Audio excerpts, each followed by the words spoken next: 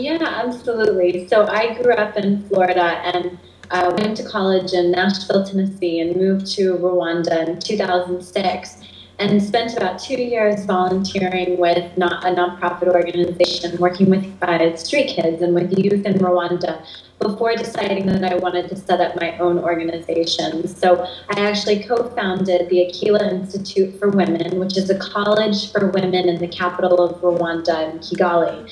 And we're about to have our first graduating class this summer. We have 40 students who are graduating with 100% job placement, having increased their income by 10 to 15 times. So we offer a 2-year business diploma for young women, most of them who come from rural areas, from families who work in subsistence agriculture, living on less than $2 a day, and give them very practical, technical skills to become business women and entrepreneurs in their communities. And because Rwanda is such a quickly growing economy in East Africa, there's incredible opportunity for young qualified professionals in the region. So we're about 2.5 years old, but we are developing a model of affordable higher education that can be scaled around East Africa. And we're a hybrid organization, so we also run for-profit enterprises that help fund our scholarship fund and means that we're not so reliant on international donors to scale our model.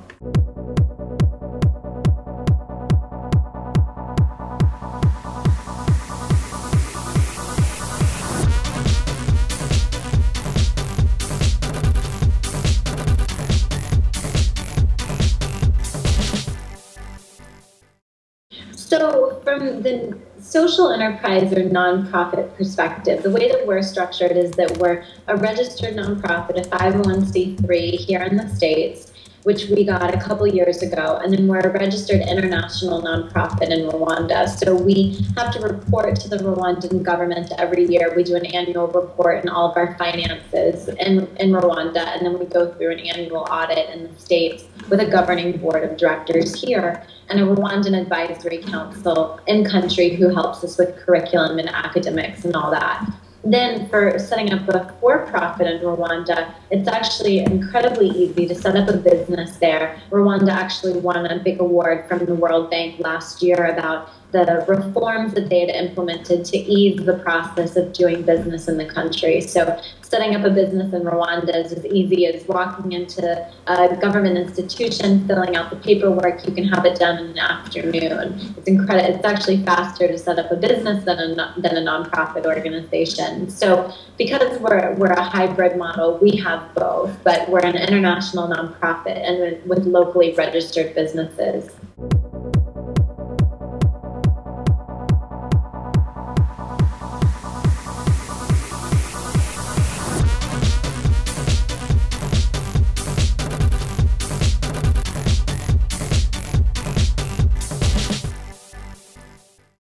You know, in terms of the actual process of getting everything registered, getting the paperwork, the tax ID numbers and all that, they've really made it very, very simple. Their goal has been to make it possible to do this in one day, get everything you need in literally one day. You can even do most of it online now through the Rwandan government's website. So getting it registered is easy. Once you get it up and running, there are, of course, more challenges in terms of dealing with the tax structure and the process of importing stuff. The logistics get a little bit more complicated, but at least getting it registered is easy.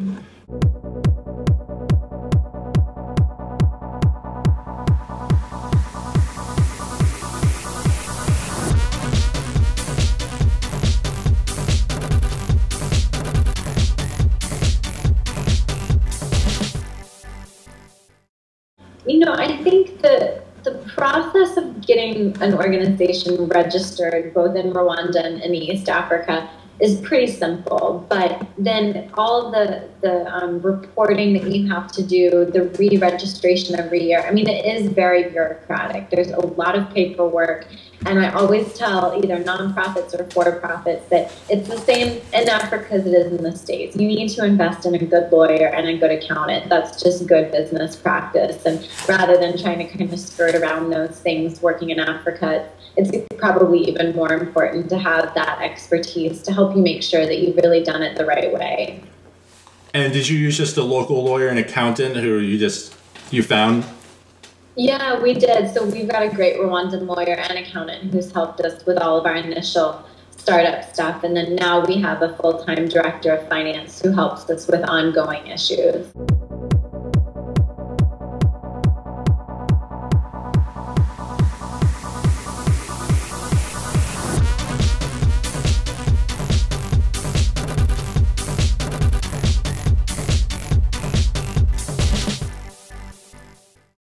We had pro bono support from a law firm in the States that helped us register our American nonprofit, the 501c3, and that process can take 9 months. It can be actually really expensive going through all that, getting all the IRS filings.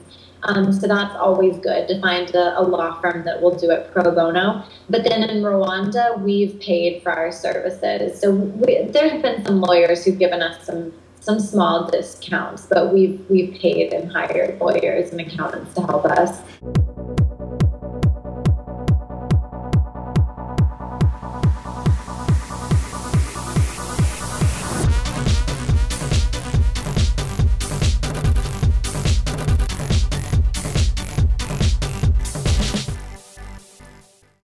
Right. So all of our team is based in Rwanda. I myself am based. I live in Kigali.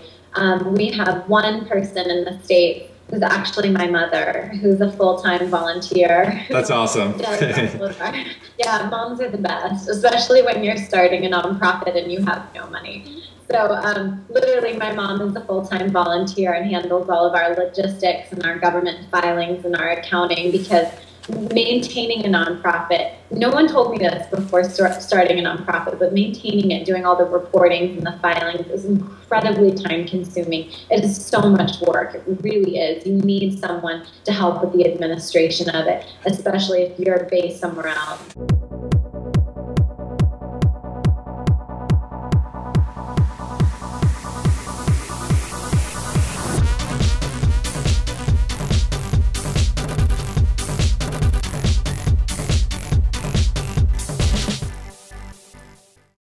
So just to give it some perspective, I mean, our annual budget this year is about $650,000. So yep.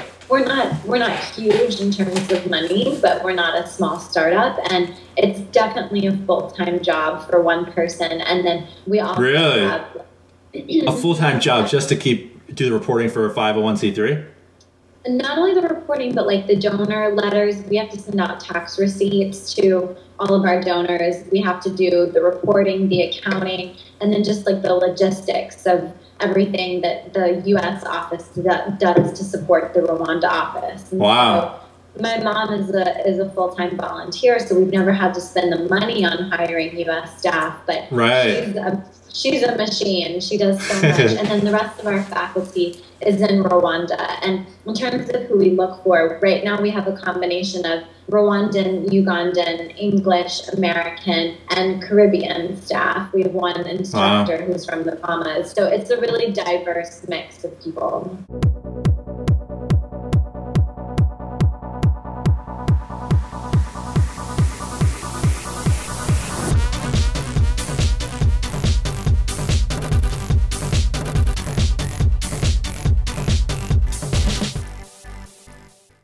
It's just paperwork. I mean, even now the IRS has new rules where you actually have to register in every single state where you raise money. If you host an event or do a big fundraising drive, you have to be registered to fundraise in that state. That's just one example of going through the registration process. It takes a lot of time and someone who's very well organized to manage it.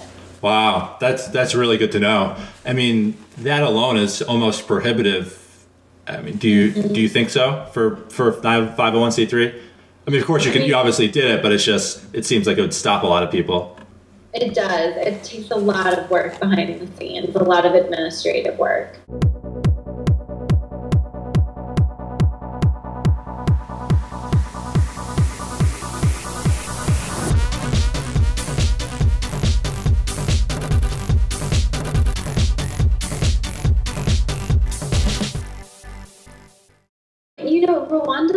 really cracked down on corruption the last couple of years, won a bunch of awards from Transparency International for having very low levels of corruption.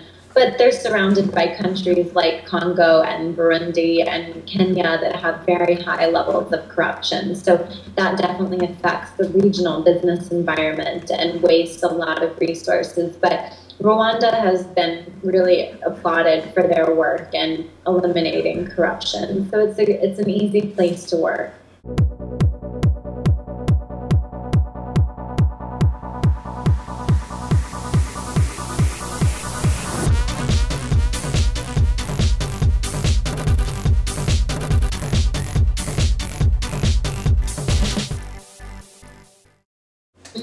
So Rwanda actually changed their national language from French to English just a few years ago. Oh, really? Wow. And it's always been a francophone country. It was colonized by the Belgians, and it will take really a full generation for that change to fully occur. And then all Rwandans speak Kinyarwanda, which is the national language. So most people will speak Kinyarwanda and then French. And now English as well. I mean, do you know how to speak any of those languages? So I studied Kinyarwanda pretty intensively when I first got there, and I got pretty, I guess, okay, but then you kind of hit a wall when you get into the complicated grammar part. So I cannot speak it. I couldn't discuss politics and philosophy with you, but I can get myself around and I can get by in terms of conversation. Yeah. Is that a barrier at all, or? Because they've made this change to English, people are so eager to learn and practice English. And English is the language for East Africa in terms of business and politics. So Rwanda definitely feels a lot of pressure to switch so that they can compete in a regional environment.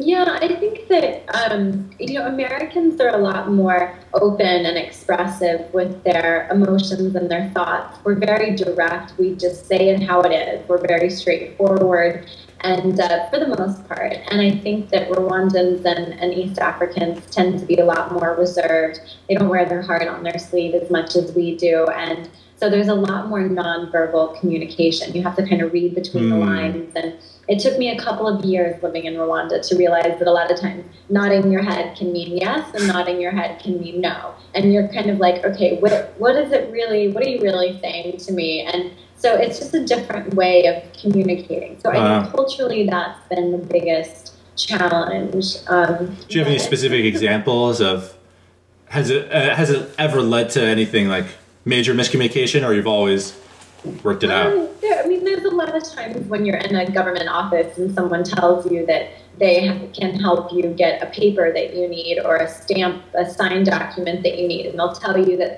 they'll do something, but they have no intention on doing it. Really? They just don't want to hurt your feelings? Yeah, it's like a pride thing. Like they'll tell you that they can do it, but they have zero intention of doing it, but you have to kind of read between the lines to figure that out. And so Americans, we take everything at face value. We think, oh, if you say you're going to do it, you're going to do it, but they're doing that. So like there'll be time like you ask for a form and then they're going to do it, and then you're just waiting there for a while, and then you're like, well, actually I can't do this. It'll just never show up, yeah.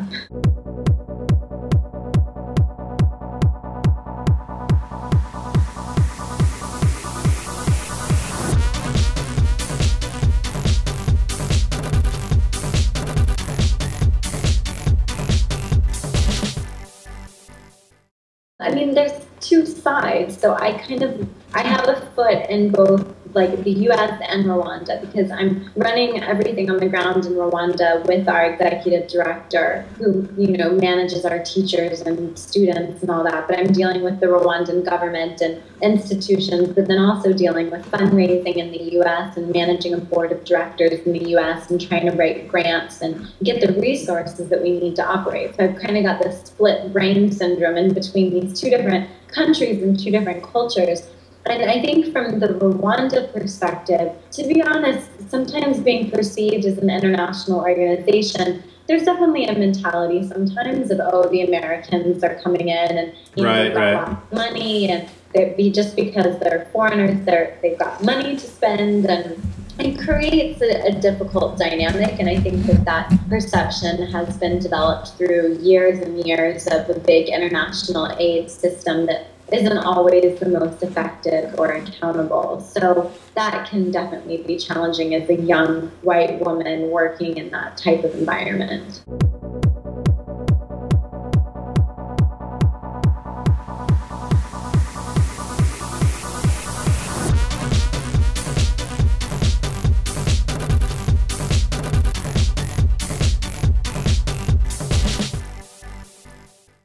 Yeah, it is. It's definitely challenging. And I mean, I've been put in some pretty uncomfortable positions by male government officials that, it happens in the States too. It happens anywhere in the world as a young woman that, would be unacceptable here, would probably be illegal in the States. Really? And when you're in a small foreign country that's not your culture, and it's a very, very small place, everyone knows each other, it's a lot harder to be able to speak up about those kinds of things. And, I've had government officials tell me that, or men in Rwanda tell me that before, when I wasn't married, when I wasn't engaged, that they couldn't take me seriously. And then when I told people I was getting married this summer, they were relieved because they could finally consider me as an adult because I would be married, whereas before, really interesting. Seriously.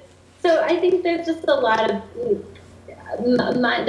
big mindset about young women, and it's just different than the way that the States is. How old do people get married generally where you are in Rwanda right now? In the rural areas, like in the vast majority of Rwanda, very young. I mean, they'll get married starting at 17, 18. Oh, wow. In the city in Kigali, I think that's changing. For the small professional class in Kigali, I would say it's more mid-20s, more closer to how it is in the States.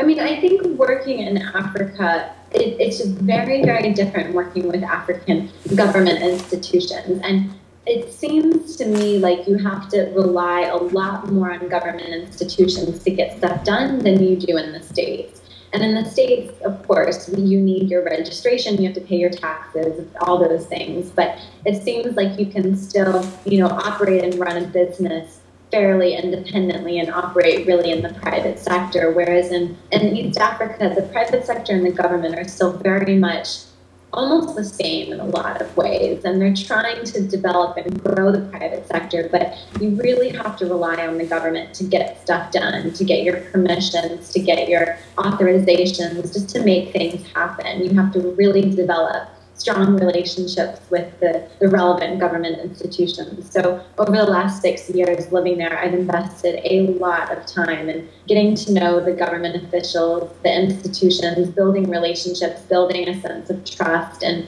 that's really, really valuable.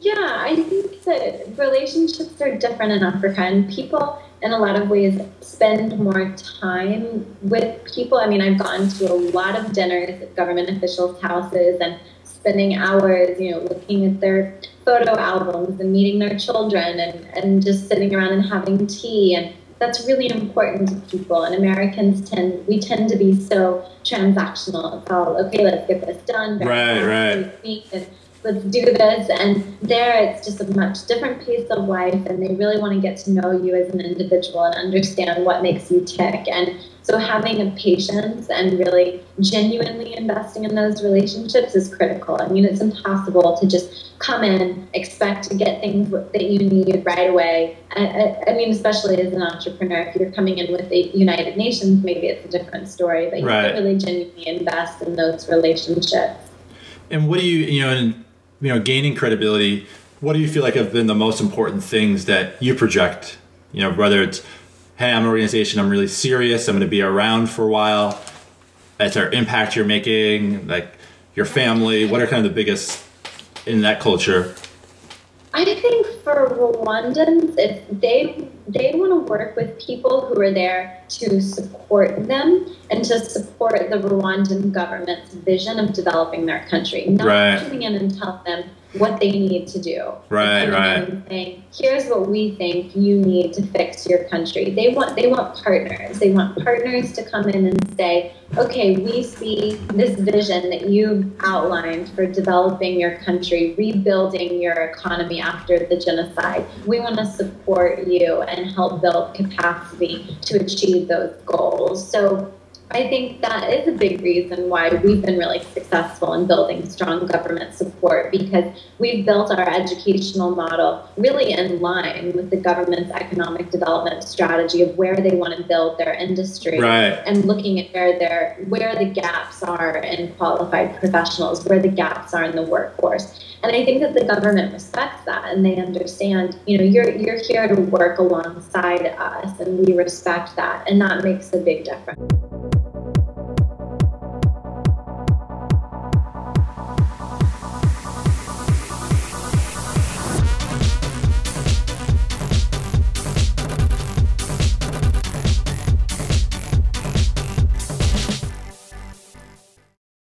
I mean, I think there's really no shortcut around it. I think it's getting there, investing time, and building relationships, understanding the culture, seeing how organizations operate. And I mean, for me personally, I spent 2 years volunteering there, living off of my savings from college, part-time jobs, and just spending a lot of time really understanding people. For me, that was the only way to be able to do it.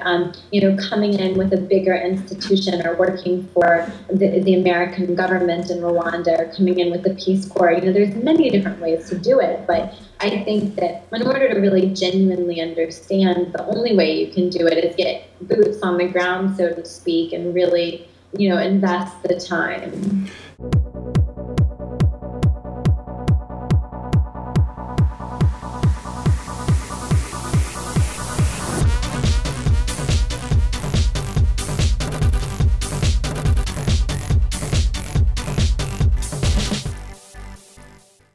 Yeah, a couple different ways. I mean, the first 2 years I was there working in a home for street kids and working with youth in Rwanda, it was, spending time in their homes, meeting their families, really hearing their stories of what they had been through.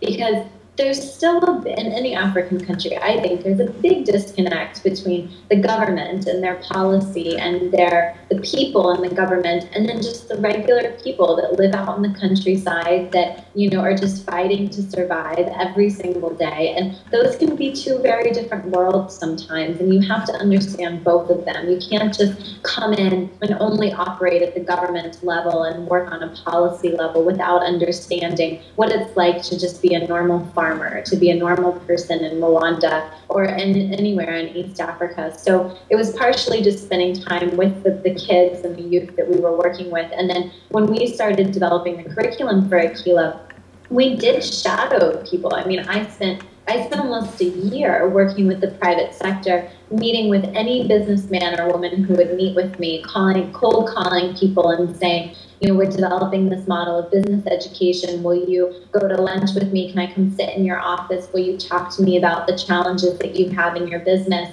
the challenges of finding qualified people? Will you look at our curriculum? It was just being incredibly aggressive, knocking on a lot of doors, just asking people to provide input and to buy into our vision of what we were trying to create.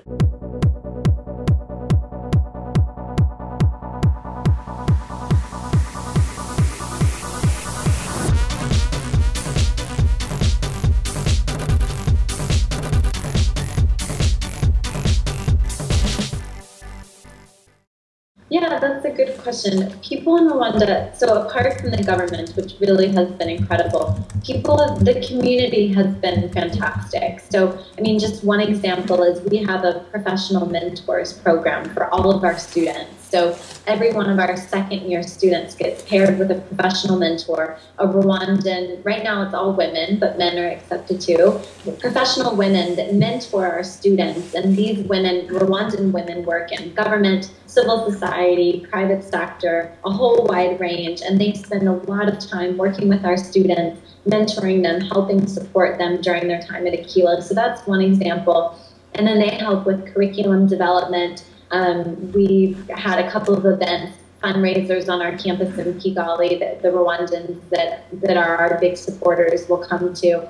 So they've been great. And, you know, taking me under their wing, definitely. I mean, I was 21 when I moved to Kigali and had absolutely no idea what I was doing. And just through a lot of, you know, networking and luck, I met some really great Rwandans that have been a big part of my life and definitely taken me under their wing and been willing to really invest in me as a person and help me figure out how to work in a very different culture and environment.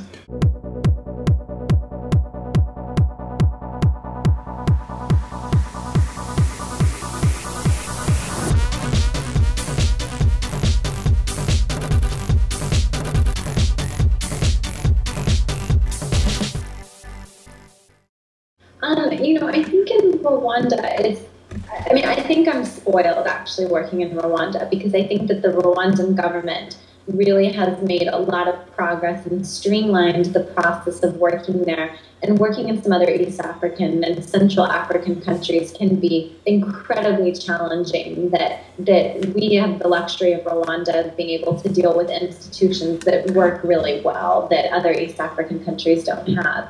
So, I mean, we've maintained our good relationships with them by making sure that they always know that they have a seat at the table. So Rwanda has a minister of gender, a woman who's a cabinet position who's responsible for ensuring gender equity and equality in the country. And wow. She's on our campus. She visits our campus regularly. We're always meeting with her, meeting with the Ministry of Education, you know, just making sure that even if sometimes we start to kind of annoy them because we're there so much knocking on their door saying, you know, here's what we did this month, and, you know, we've got 100% job placement this summer, and just making sure that they know that they're involved and invested in the model that we're building.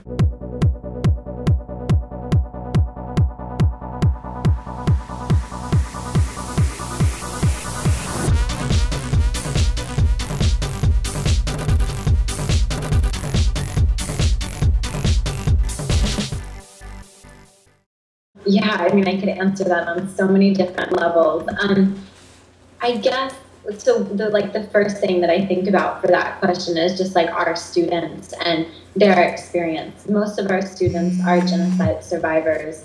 That's not a criteria for coming to Aquila, but because we accept women who are between the ages of 18 and 30, it happens that most of them are survivors. They're within that age range that were either very young infants or children when the genocide happened. And even those who were young kids, they still have very clear memories. You know, it's impacted their life in so many ways, not only just losing their families and their homes, but it affects them on a daily basis. And, you know, we have students now who their fathers are in prison for committing genocide, and we have students who... Oh, really? Wow. Yeah. So it's still so raw. I mean, the pain and the trauma is so raw and it's so real. And so on just like a very personal level, that is extremely challenging because it's not just setting up a college for young women and teaching them business and entrepreneurship. It's doing that on top of a demographic that's suffering from very high levels of post-traumatic stress. Really? So it's just completely different than working with a demographic of young people here in the States, I think. You mentioned that it's still raw. Like, what does that mean? Will people, you know, who are part of who are the recipients or the, you know, givers of genocide, is there conflict, literally conflict that way, or just you could just see the pain? Like, how does it actually exhibit itself? or is it just more subtle? So the genocide ended in 1994, and there hasn't been any violence and renewed war in Rwanda since then. But it's normal for people to live side by side in communities with the men who committed genocide. Really? Were released from prison. So when the genocide ended, there were over 100,000 men who were sent to prison for committing genocide, for actually killing people in their communities.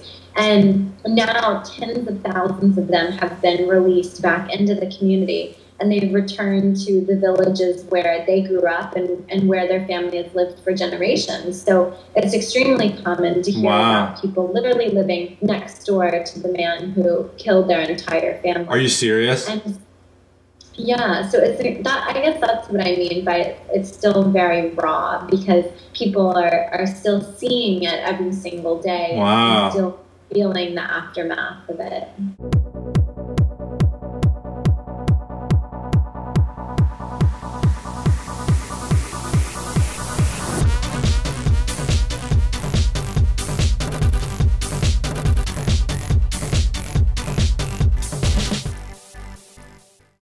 Well, I think because this whole generation, so many of them were orphaned during the war, and tens of thousands of women were raped and infected with HIV during the war. So you've got these two demographics of teenagers, both male and female, and then older women who literally carry the physical scars of this violence every day. And it's not just erasing a memory and going through some counseling and moving on. It's dealing with it on a day-to-day basis. So we have a few of our students who they are survivors, and they're currently supporting moms or aunts or other relatives who are trying to get medication for HIV or other illnesses. And so they're like I said, dealing with it on a day-to-day basis and still trying to recover from the aftermath of it.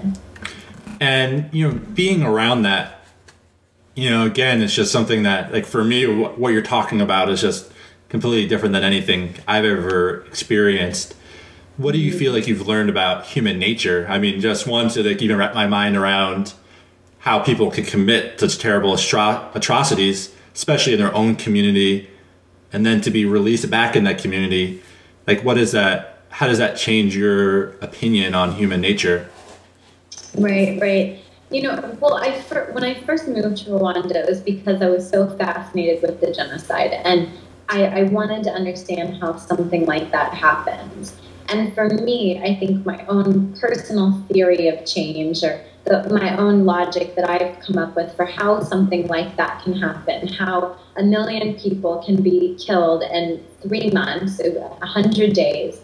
For me, I attribute a lot of it to lack of education. And I'm an educator, so maybe I see everything through that paradigm. But when the genocide happened, it was a mostly illiterate population living in rural poverty with no access to education or health care or resources of any kind. So when a government gets on the radio and tells people that they should kill their neighbor, that if you kill your neighbor, you can take his cow and use it to feed your children, it's something that we'll never be able to understand. Never. We will never be able to understand what it's really like to grow up in extreme poverty and have to deal with those types of decisions. So it's so hard for us to pass judgment on what it was like to be in that situation. But I guess for me, I believe that having the education systems, having the quality of education, that's the most important step to making sure that something like this doesn't happen again. And was there already these natural tensions already built up, and then somebody going on the radio and saying these things where people may have not really understood it? What was kind of the other root causes? Really, it had been going on for a long time. So Rwanda was colonized by the Belgians after World War I, and Hutu and Tutsi are the two different, you could call them ethnicities or tribes or social classes in Rwanda. And the Belgians actually implemented a system of identity cards. So during the genocide, they would pull people out of roadblocks, and if your identity card said Tutsi, you were killed right there on the spot. But this had been going on for a long time, so it didn't just happen overnight.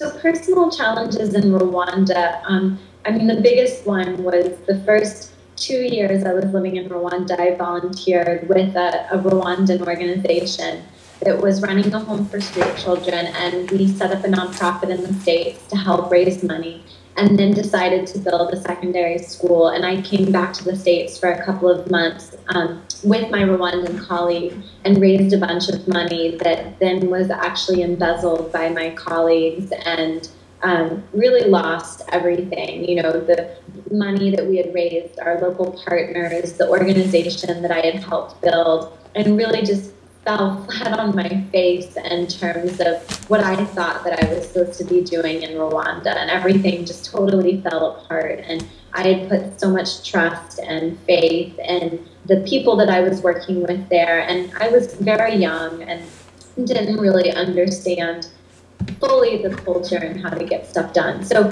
that was incredibly challenging, just of, you know, wanting to be in Rwanda and build an organization and have everything fall apart. But I think that it made me so much more committed to making it succeed, and it completely changed my vision of the type of organization that I wanted to build, which ended up being the greatest thing that's ever happened to me. It was such a blessing in disguise, but it's very hard, and you lose a lot of self-esteem and faith when people that you really trust betray you. So that was incredibly difficult.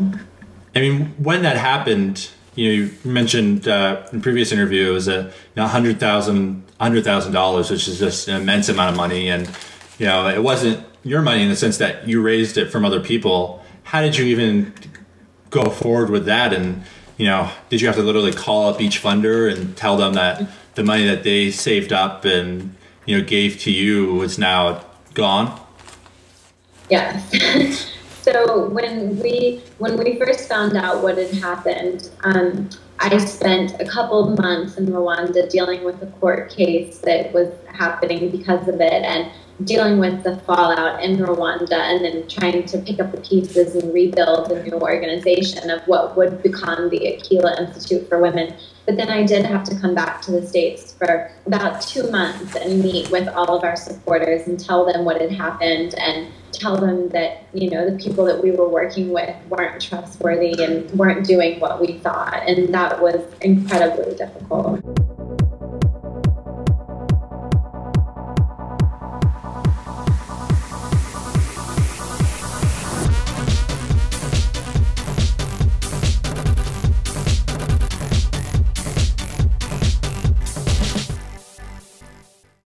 Yeah. So in terms of our fundraising, which is definitely an important part of our model, even though we're trying to rely more on our own for-profit businesses and develop a really strong hybrid model, we're still 2.5 years old. So we have to rely on individual donors to provide that support to keep us up and running and provide scholarships to our students.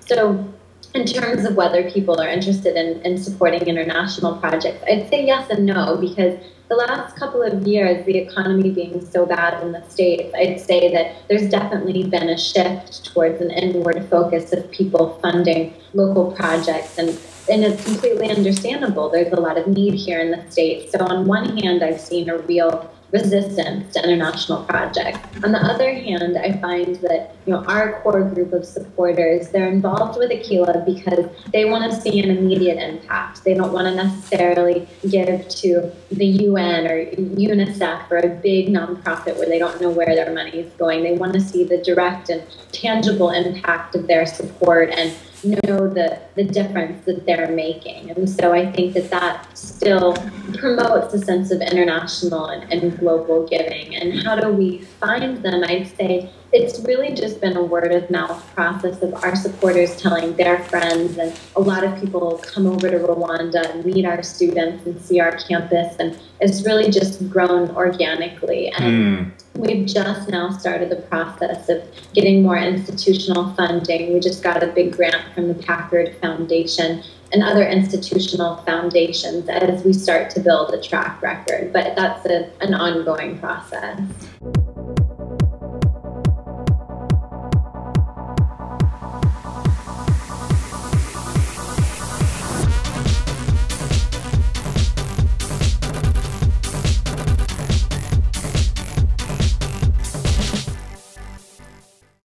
That's a really good question. And there's definitely another problem of this huge influx of men that have been in prison for many years. And in 2008, the government decided to release 40,000 people who had never even seen a lawyer. They had been in prison since 1994. They had not even spoken to a lawyer. So 17 years.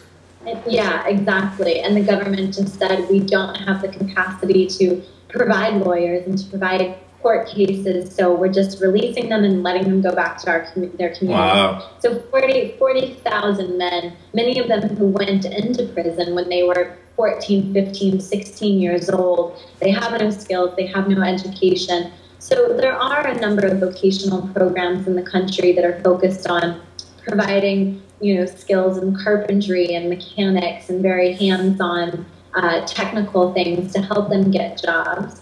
But then at the higher education level where we work, because we're a college, men already have more of an opportunity to go to college than women. So in Rwanda right now, only a third of college students are female. So being a male, it's just a lot easier to have the opportunity to continue your education and launch a professional career path. So that's one of the reasons why we decided to focus Aquila on being a female-only school, was to provide opportunities to girls, because they just are at such a disadvantage. And question from Ellen. Actually, before I go to that question, I'm just curious, for those men coming out after being 17 years, 18 years in prison, overall, what impact has that had? Has crime gone up? Has tension gone up? Has the integration actually been surprisingly successful? Those men, there's a huge unemployment rate with them, or? The reconciliation effort has been incredibly successful. And I'd say a big part of that is because of the government really developing this vision of where the country is going. And people don't use the words Hutu or Tutsi in public anymore. We're all Rwandans is what they say. We're all rebuilding our country, moving together. So there's a very powerful rhetoric in Rwanda that really unites communities together. And kind of similar to what South Africa did after apartheid with the Truth and Reconciliation Commission. Rwanda has a National Reconciliation Commission and Council that's done some similar work around the country on trying to bring people back together and to talk about what happened. So it's been a lot of different initiatives to really help people come together and heal after what happened.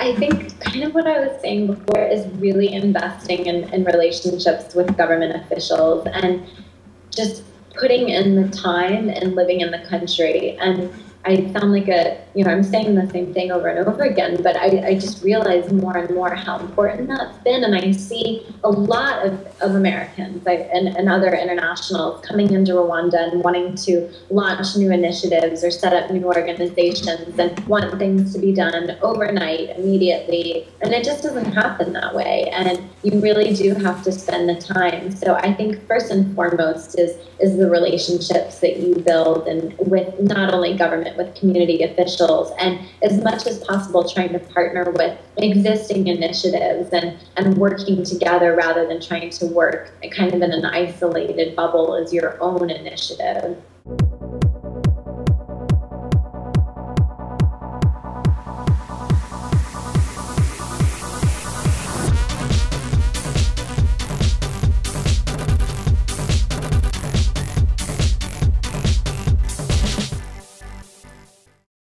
Yeah. I have seen a huge amount of change and progress in the 6 years that I've been living there, and it's been incredible to see how, as I was saying before, how challenging it is for them to come to terms with the fact that the men who killed their families are living in their villages, and a lot of people feel like, but why should they be allowed to live here? They should be in prison for the rest of their lives. And sometimes the answer is as simple as Rwanda just doesn't even have the infrastructure. There's no way they can build prisons to house all the men who committed genocide. Logistically, it's just impossible. So what alternative do you have? You do the best that you can to rehabilitate people back into their communities. And the change and the progress that I've seen just in the short amount of time of 6 years that I've been there has been really powerful. But I have to say that I think a lot of that is because of the powerful role of females in the government right now. As I said earlier, 56% of Rwanda's parliament is female, and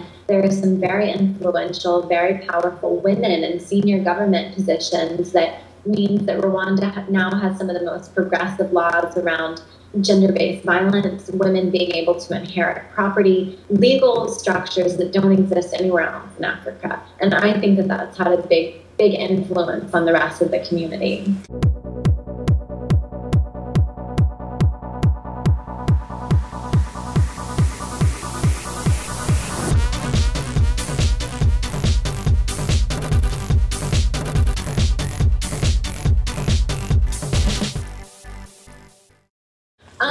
I guess if that means like the policies in terms of like setting up a new organization and being able to operate, we're still dealing with that every day. You're constantly having to go to new government institutions and get new papers and new letters, and it seems like I spend a lot of my time running around in circles, having meetings with every government institution that there is, and it's exhausting. It really is. It's a lot of paperwork and bureaucracy that goes into it, but I think at least in Rwanda, they're trying to build the systems that are pretty straightforward so that the permissions that you need and the paperwork that you need to operate there.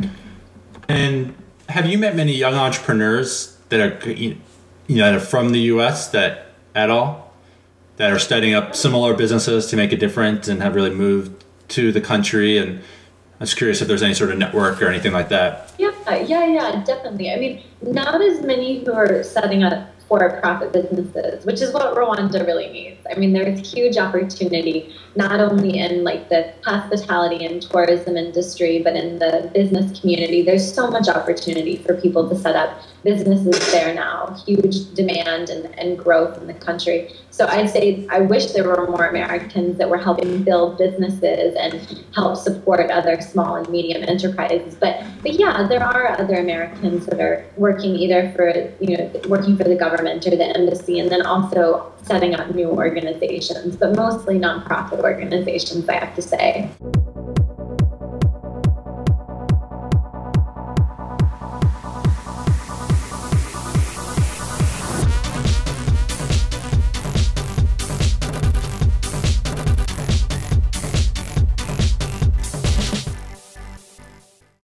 Like I said, you miss a lot of the things from home, and it just can be a much harder place to live, not just because you miss the grocery store or the movie theater or things like that, but it can just be a lot harder to get stuff done and being far away from home. So yeah, I think people do get burned out, and it's just challenging. It's just a lot harder to make things happen than in the US, where we can just get stuff done so quickly on every level, not just like it takes hours to do simple things like going and getting stuff printed and bound for a proposal. Oh, really? Going onto the internet, and little things like here we go to Kinko's and it takes 10 minutes and it's so easy. Yeah. And those things can take 3 hours in Rwanda. So it's little things like that, all the way up to just the bigger challenges of living in an African country. Yep. And what is the thing you most appreciate about living in Rwanda? Definitely the thing that I appreciate the most is just working with the population that we work with, working with young young Rwandan women that, like I said, have lost everything and still are so committed to rebuilding their country, so passionate about getting an education. I mean, I truly feel like I work with some of the most inspiring people on the planet, and I feel blessed to work in Rwanda at this point in time. And have you lost a lot of relationships in the U.S. just because it's just really hard to keep in touch with people, and you're so busy growing your business, and has that been hard at all? I mean, for any entrepreneur, anywhere in the world, that it becomes your life and it becomes your first priority, and you have to sacrifice so much. And I've missed a lot of weddings and a lot of birthdays, and I've missed a lot of things in my friends' lives back here in the States that, yeah, it's been really hard. I think it's definitely put a lot of strain on my friendships from high school and college and stuff like that. But, I think in order to make something succeed, especially in Africa, you have to throw yourself into it 110%. You have to, and it's totally all consuming and can be exhausting, but it's worth it.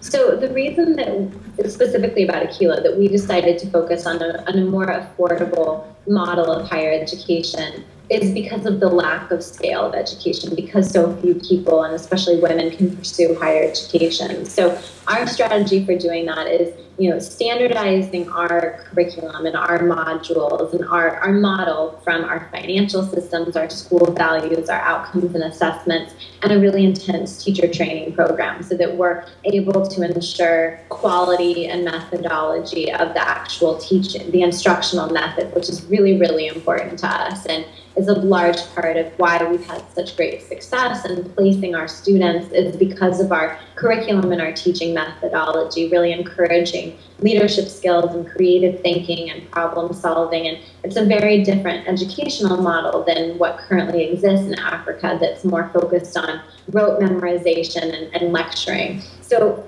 developing and standardizing that model is the first and most important piece of it, building a strong foundation in Rwanda. We'll be opening our second campus in Rwanda in September of 2013 and offering an additional academic majors. So we offer a core 2-year business diploma, and then students can major in hospitality management, entrepreneurship, or sustainable agriculture, which we're in the beginning stages of developing right now. So once we've developed the core of that, we plan to replicate it to other communities by going into areas where A, there's a need for higher education, and B, where we have good relationships with local organizations that we can partner and kind of piggyback onto the work that they're already doing with young women, and then bringing in the Aquila model on top of that. And our long-term goal is that we want to be able to open up at 5 campuses in the next 10 years in East Africa and not have to be reliant on an expensive university model. For us, the quality and the curriculum and the outcomes is what's important. We can teach Aquila underneath a tree if we had to. It's not about being in an expensive environment. And so I guess for how that applies to, the region as a whole, or doing business in Africa, that is what drives a lot of discussion in international development right now, is scalability. How are we developing solutions that are innovative but low cost and scalable, that have the potential to reach 1 million people in 5 years? We can't just be thinking about solutions for one community in one situation. The need is so great that there has to be the potential to touch more lives.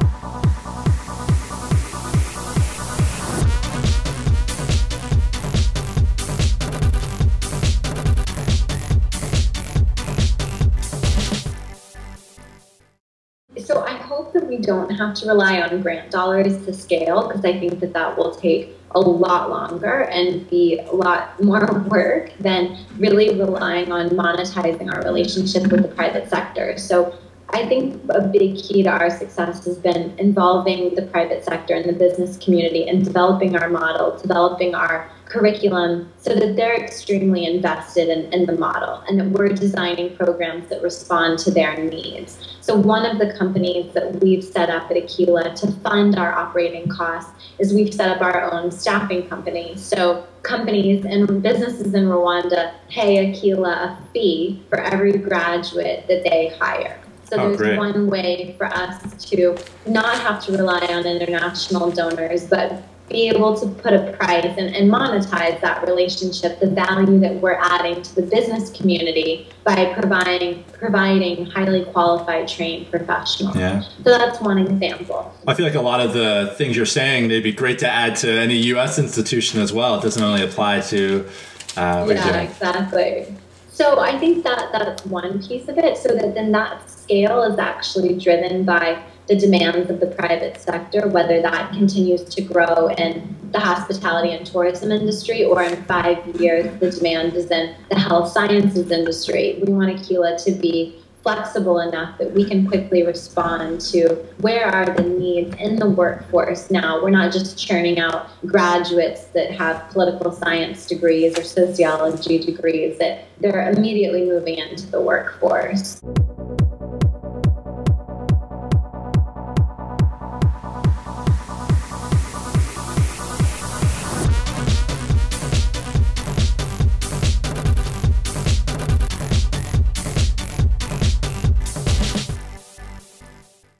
Okay, I'm trying to remember what I told you before I read. One book that's had a big impact on me that's not even so much specifically about entrepreneurship, but I read this book called Peak by Chip Conley interesting. a couple years ago that really affected my thinking, that he's a very successful entrepreneur in the hotel and hospitality industry, but he takes Abraham Maslow's hierarchy of needs and applies it to a business environment. So how are we helping the way he looks at it is, how are we helping our employees, our investors, and our clients move through the levels all the way up from physical needs to self-actualization. And that helped me a lot think through not just how are we serving our students, but how are we also building an organizational environment where our faculty want to work and helping them reach that level of self-actualization through working at Aquila. And it's hugely challenging. I mean, everyone jokes in college, your professors tell you that the HR department is the most important part of the business, and no one ever believes that until you're starting an organization and you realize how true it is. And having a strong HR system and helping your faculty and your employees to feel fulfilled in that environment is really challenging, and it's an ongoing battle. What's the biggest thing you've learned about helping people that you work with get to that point of self-actualization?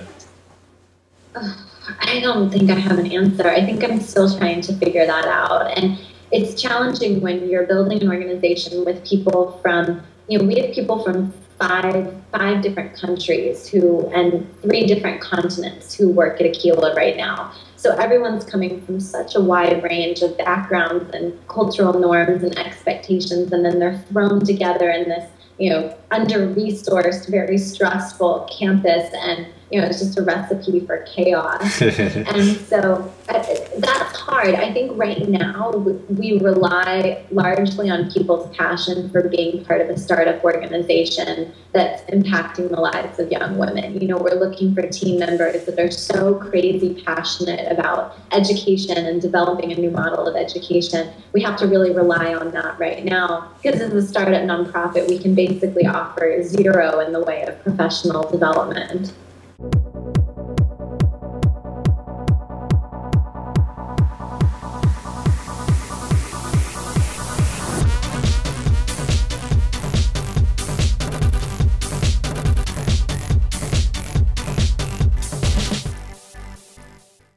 So something that I wish I had known a couple of years ago when I was starting out is I wish I had gotten more advice or support on building a board. So I've actually found board development to be one of the most difficult things that I've had to deal with that I didn't expect. And I think I just kind of went into it just thinking that it was something that you just kind of throw together and it'll work. And I didn't really strategically think through it.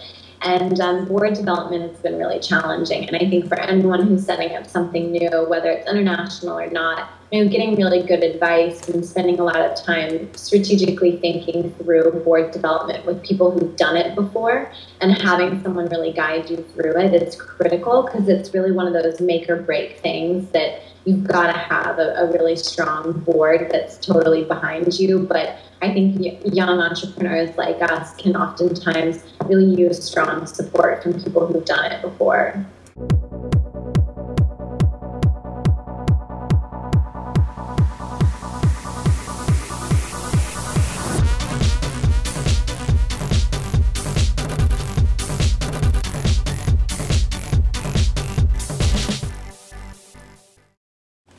I think that, I guess for both about Aquila and expanding internationally and kind of everything we've been talking about is I feel like we've spent a lot of this conversation talking about the genocide and what happened in Rwanda in the past. And whenever I talk about Aquila, I want people to think about, Rwanda and Rwandan women as being at the tipping point of this massive change that's happening in Africa right now and the opportunity that exists there. It's not just about Joseph Kony and child soldiers in Uganda. It's about, rapid economic development and young men and women who are really pushing the envelope and launching new innovative businesses. And, Aquila is one example of an educational platform, but there's so much that we can do in terms of supporting young entrepreneurs on the other side of the world, whether that's through mentoring or, microloans, startup funding, whatever. There's so many ways for us to get involved from the States. You don't have to be living in Rwanda to play an active role in helping this generation build a really vibrant economy. So that's something that I'd want people to take away is how many ways there are for us to get involved on a daily basis. What would you say are the best ways? Let's say there's somebody who wants to make a difference internationally, but doesn't want to travel there, maybe wants to be just more passive. You mentioned microfinance. What would you see as sort of the most high impact way of doing that, in addition to giving to the Aquila Institute for Women? Yeah, of course, providing a scholarship for women at Aquila, but there's many, we're not a microfinance bank, and there are a lot of microfinance banks for people who are interested in that kind of stuff, providing a loan through Kiva. There are other organizations that are coming up now that help provide more of a direct link in terms of kind of mentoring and technical assistance for young entrepreneurs, because a lot of these young people in Africa that are entrepreneurs, they're throwing their lives and everything they have into it, and they haven't had the type of education that entrepreneurs in the States get to have, and they really need the technical support. So I think seeking out ways and looking for opportunities to really go deeper with young people, even if that's just through email and Skype calls, but finding organizations that provide that type of technical support and really putting in some time in a mentoring role helps a huge amount. Are there any organizations you recommend towards that end, or can people do that, be a mentor through the Aquila Institute? Yeah, so absolutely through Aquila, especially now that we have students graduating. 5 of our students have already started their own businesses even before they've graduated. So we're always looking for mentors, long-distance mentors that want to help students just to do things like this, do a Skype call once a month, help them think through some issues, provide strategic input that they simply just do not have access to in Rwanda.